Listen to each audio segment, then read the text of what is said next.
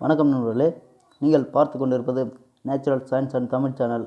நமது சேனலில் மூலிகைகளின் மருத்துவ பயன்களை வீடியோக்களாக பதிவு செய்து வருகிறோம். அந்த வகையில் நீங்கள் இன்றைக்கி பார்த்துட்டு இருக்கிற இந்த தாவரம்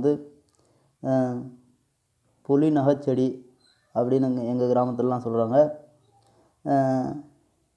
இதோட மருத்துவ பயன்களை நம்ம இன்றைக்கி பார்க்கலாம். பார்த்திங்கன்னா தெரியும், இந்த தாவரம் எவ்வளோ பச்சின்னு எவ்வளோ அழகாக அற்புதமாக இருக்குது. இதோட பூவை பாருங்கள். இதோட பூ இளஞ்சிவப்பு, நீலம், வெள்ளை போன்ற கலர்கள் கலந்த ஒரு வண்ணமாக தெரியும். இதோட இலை பாருங்கள், சரியாக இதய வடிவில் இல்லாட்டாலும் அந்த மாதிரி தெரியுது. இந்த இலை நல்ல வழுவழுப்பு தன்மை உடையது. இந்த மூலிகையோட மருத்துவ பயன்கள் பார்க்குறதுக்கு முன்னாடி நீங்கள் நம்ம சேனலுக்கு புதுசாக இருந்தீங்கன்னா நீங்கள் நம்ம சேனலை சப்ஸ்கிரைப் பண்ணி வச்சுக்கிங்க. பக்கத்தில் இருக்கிற பெல் பட்டனை அழுத்தி ஆல்ன்ற ஆப்ஷனை கொடுத்து வச்சுக்கிங்க. அப்போ தான் நம்ம போடுற ஒவ்வொரு மூலிகை தாவரங்களின் பயன்கள், மூலிகை தாவரங்களை நம்ம எப்படி பயன்படுத்தி மனிதர்கள் எப்படி அவங்க உடம்புல இருக்கிற நோய்களையும் பிணிகளையும் விரட்டி அடிக்கலான்றதை பற்றி நம்ம தெளிவாக சொல்லிட்டு வரோம். நம்ம சேனலுக்கு சப்ஸ்கிரைப் பண்ணுங்கள். பிடிச்சிருந்தால் லைக் பண்ணுங்கள், ஷேர் பண்ணுங்கள், கமெண்ட் பண்ணுங்கள். இந்த புலி நகை தாவரத்தோட மருத்துவ பயன்களை பார்க்கலாம். பார்த்திங்களா, இதோட விதை கருப்பாக இருக்கும். இது மிகவும் உறுதி வாய்ந்த விதை. இதோட முள் பார்த்திங்களா வளைஞ்ச மாதிரி இருக்குது. அதனால தான் இது புலியோட நகை மாதிரி வளைஞ்சி போயிருந்தால் தான் இந்த தாவரத்துக்கு புலி நகை செடி அப்படின்ற பேர் வச்சுக்கிறாங்க. இதுக்கு குரங்குத்தோடு, தேல் கொடுக்கு, எலி விரட்டி என பல பெயர்கள் இருக்குது.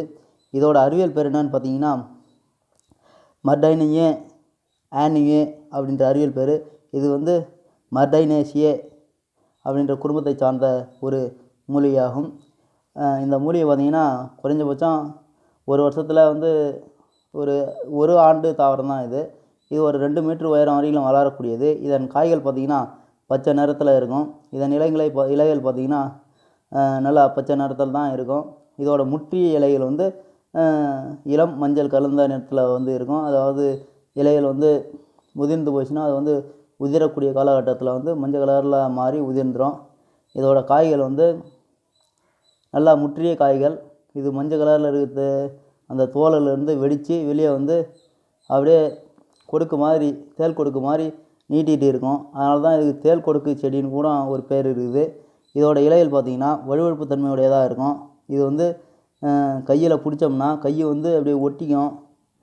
பாருங்கள், நீங்களே பாருங்கள், அப்படியே பிசுபிசுப்பு தன்மையுடையதாக இருக்கும். அந்த கை அப்படியே ஒட்டும், அப்படி இழுத்து ஒட்டும் தன்மையுடையது. இதன் பூவில் தேன் இருக்கும். அந்த பூவில் வண்டுகள் எப்பயுமே தேனை குடிச்சிக்கிட்டு இருக்கும்.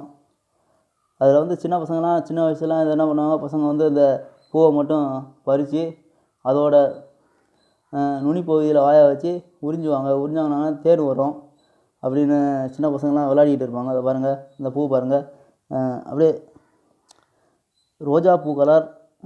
அதோட இதழில் ஒரு இதழ் ஓரத்துலேயும் அப்படி கலர் ஒரு மாதிரியாக இருக்குது பாருங்கள். எவ்வளோ அற்புதமாக இருக்குது பாருங்கள். இயற்கையின் படைப்பு தான் இது. இதெல்லாம் தானாகவே முளைஞ்சி வரக்கூடியது. இதெல்லாம் யாரும் விதை போடுறதில்ல, யாருக்கும் தண்ணி ஊற்றுறதில்ல. எந்த ஒரு மனிதர்களால் இதுக்கு எந்த ஒரு பயனுமே கிடைக்கிறதில்ல. இதுதான் மனிதர்களுக்கு நிறைய பயனை கொடுக்குது. நம்மளை சுற்றி இருக்கிற ஒவ்வொரு மூலையும் நமக்கு ஒவ்வொரு விதத்தில் பயன்படுது. அந்த விதத்தில் இதோட மருத்துவ குணங்களை பார்க்கலாம் வாங்க.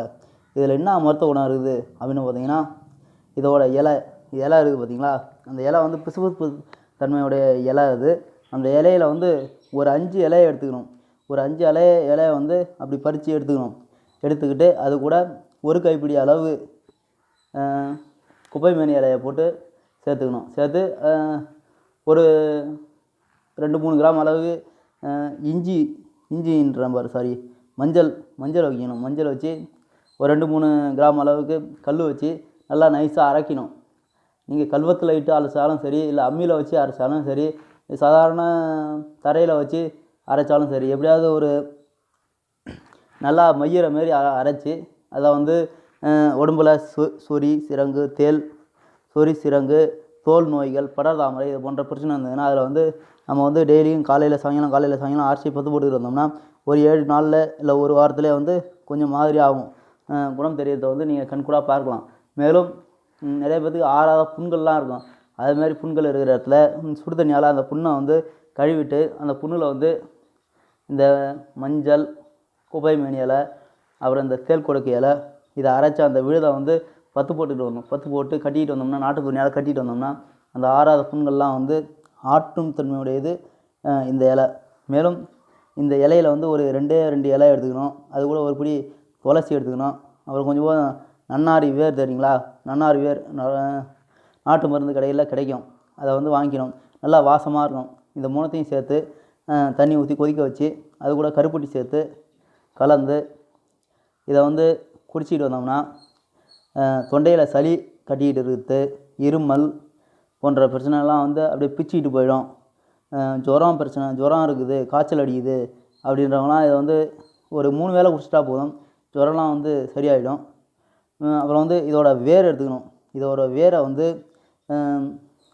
மிளகு, சீரகம் சேர்த்து ஒன்றா கொதிக்க வச்சு அந்த கஷாயத்தை எடுத்து நம்ம வந்து குடிச்சிட்டு வந்தோம்னா இந்த தேனி, குளவி, அப்புறம் சின்ன சின்ன விஷ பூச்சிகள், கொசு, அதுபோல் விஷ ஜந்துக்கள், சின்ன சின்ன விஷ ஜந்துக்கள் கடிச்சிருந்ததுன்னா அதோட விஷத்தெல்லாம் வந்து குறைக்கும். மேலும் இந்த வேர் கூட தும்பச்செடியோட வேரை சம அளவு எடுத்து இடித்து அதை வந்து பொடியாக்கிக்கணும். பொடியாக்கி அது கூட 1, 2 மிளகு வச்சு வெற்றிலை கூட 1 கிராம் அளவு பொடியை எடுத்து சாப்பிட்டுட்டு வந்தோம்னா அந்த மேலே வந்து தழும்பு தழும்பாக இருக்கும். ஏதாவது மேலே வந்து பூச்சி ஏதாவது கடிச்சிருந்ததுன்னா தழும்பு தழும்பாக இருக்கும். அதே போல் தழும்பு இருக்கிறதெல்லாம் வந்து இதை வந்து தொடர்ந்து ஒரு 3 வேளை காலை மாலையில் சாயங்காலம் அப்படின்னு சொல்லி ஒரு 3 வேளை, ஒரு நாளைக்கு 2 வேளை அப்படின்ற மாதிரி ஒரு 1½ நாள் 3 வேளை சாப்பிட்டுட்டு வந்தோம்னா அந்த தழும்புலாம் வந்து சரியாகும். இது வந்து மனிதர்களுக்கு மிகவும் பயனுள்ள செடியாக கருதப்படுது.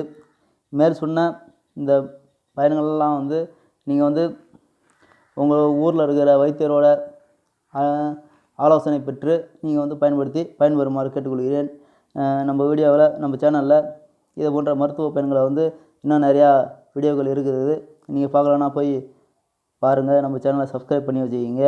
மீண்டும் இதேபோல் ஒரு மிக பயனுள்ள மருத்துவ குறிப்புடன் அடுத்த ஒரு வீடியோவில் சந்திக்கிறேன். உங்கள் ஊரில் இந்த செடிக்கு என்னென்ன பேர் சொல்லுவீங்க, இதை வந்து நீங்கள் வந்து பார்த்துருக்கிறீங்களா, இல்லை இதை ஏதாவது பயன்படுத்தியிருக்கிறீங்களா அப்படின்றதெல்லாம் வந்து கீழே கமெண்ட் பாக்ஸில் கமெண்ட் பண்ணுங்கள். மறக்காமல் இந்த வீடியோ உங்களுக்கு பிடிச்சிருந்துன்னா ஒரு லைக் பண்ணுங்கள், ஷேர் பண்ணுங்கள், கமெண்ட் பண்ணுங்கள். வேறு ஏதாவது உங்களுக்கு மூலிகையை பற்றி தகவல்கள் தெரியணும் அப்படின்னா நீங்கள் வந்து கமெண்ட் பாக்ஸில் உங்கள் கமெண்ட்டை வந்து பதிவு பண்ணலாம். நான் வந்து அந்த மூலிகையோட பயன்களையும் மருத்துவ குணங்களையும், இல்லை உங்களுக்கு வேறு ஏதாவது பிரச்சனை இருந்ததுன்னா அந்த பிரச்சனைக்கு சம்மந்தமான வீடியோக்கள் போடணும் அப்படின்னா நீங்கள் வந்து கமெண்ட் பாக்ஸில் தாராளமாக கமெண்ட் பண்ணலாம். கமெண்ட் பண்ணிங்கன்னா நான் உங்களுக்கு தகுந்த பதிலை வந்து கொடுப்பேன். நம்ம சேனலை வந்து ஆதரவு கொடுத்துட்டு வாங்க. நன்றி. மீண்டும் அடுத்த ஒரு முக்கியமான மூலிகை தகவலுடன் சந்திக்கிறேன். நன்றி, வணக்கம். இந்த வீடியோ உங்களுக்கு ரொம்ப பயனுள்ளதாக இருந்திருக்கும்னு நான் நம்புகிறேன். நன்றி, வணக்கம். வாழ்க தமிழ்.